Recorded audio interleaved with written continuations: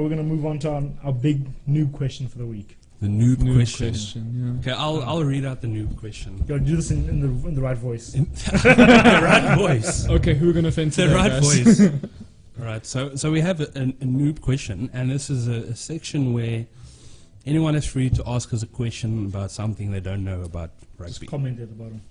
Just comment at the bottom wherever, or you Slide can in find us DMs. on our Facebook or Twitter accounts, and you can just post it in there. So the noob question, and this was from Giannis, is what is our problem with halftime and full-time post-match presentations? Okay, can I give this a run quickly? Do it. Here's the thing. I've played rugby before, surprisingly. And Yes, very surprising. After you've run off the field and you're like tired after giving yourself just after 40 minutes, and you have somebody put a mic to you and ask you how's the game going and tell us what's your plans in the second half. A, you can't tell them. You don't know yet. You don't know yet because you're about to go to Problem the coach.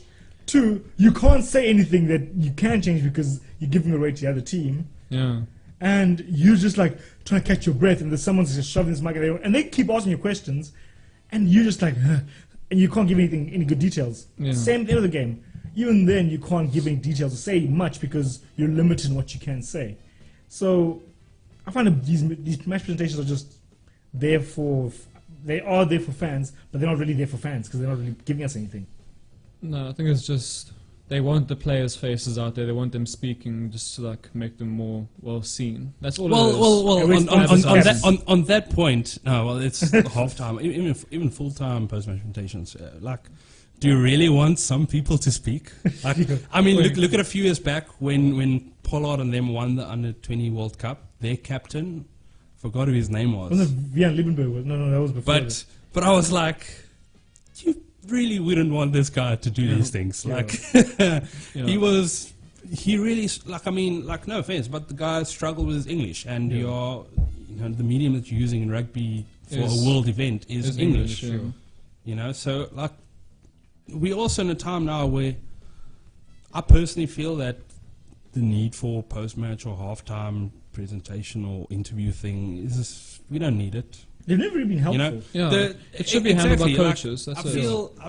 Look, they have, a press conference afterwards anyway. Yeah. With the coach and the captain, and then they'll probably have someone else there. Yeah. Why do we need one right after the that's match? often more helpful. All we need to do is just do a man of the match presentation, give the Oaken Award, hey, man of the match, everyone, well done, and let's go on with it. Because the big problem that I now have with these presentations that they do is that it's all the same. Yeah. Same what questions, they ask, same things. how there is, even the tone and the words. I gave 110%. I played my best. Exactly, and it's the typical talk. It's the boys are doing well, but we can improve. Yeah, it was a tough game. It's this tonight, but credits goes to the other team. They really played. They came guns blazing. But well done to the boys. Exactly. We managed to keep them out. Even when the team wins by 50 points, they don't get there and be like, we absolutely smashed these guys. They were useless. No. They're still trying to make it like, oh no, they tried. Oaks are getting. I think Oaks are getting censored in what they can and cannot say as well. Definitely. Especially at an international level where this is, and you can understand why. Saru wouldn't want any of their players to say anything bad, or that can be taken in a negative light. Of course, that makes sense. So why let them speak then? To me, they are there to play rugby. They are not there to give input on what has been happening in the match. That is the coach's job. I think it's fine because the one where they do after halftime, they then speak to the coaches. Right, what was the talk? Great, that I like, because now I can actually get some information about what was being relayed or what the coach thinks of the match situation. By all means, that's great. But the player comes off the field at halftime to get input from the coach. Yeah. What's he going to tell you? Exactly. You can just. There's no point. And the same for afterwards. It's not the player who's going to now come Monday, go to the drawing board and be like, all right, guys, we need to work on this. No, it's going to be the coach. So why? My other thing is the halftime interviews. I think it just distracts the players sometimes. The guy needs to be focusing on the game. They're going to ask all these weird questions while he's already tired. Let the guy go in and rest, and then come back out firing. Yeah. Look, I mean, I can understand how this all came about. You know, Yeah. when many years back, you know, like that was when it came about. It was probably a cool thing. I mean, it was. I don't know exactly when the interviews thing started.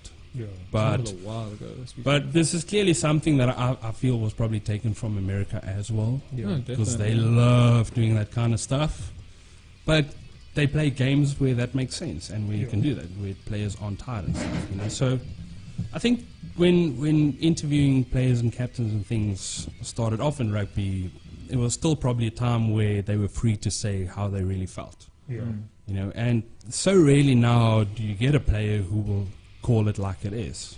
And I think it was only a couple of years back when one of the New Zealand players, like, they lost, and he just spoke plainly, like how I would actually expect this player to speak after a loss. And I was like, cool, this I can respect. This to me was informative, because I could actually see the frustration that they were dealing with. I'd be happy if a player was like, our Flav was doing absolutely rubbish. Yeah, by all means, I would prefer that. But no, you cannot just go say that.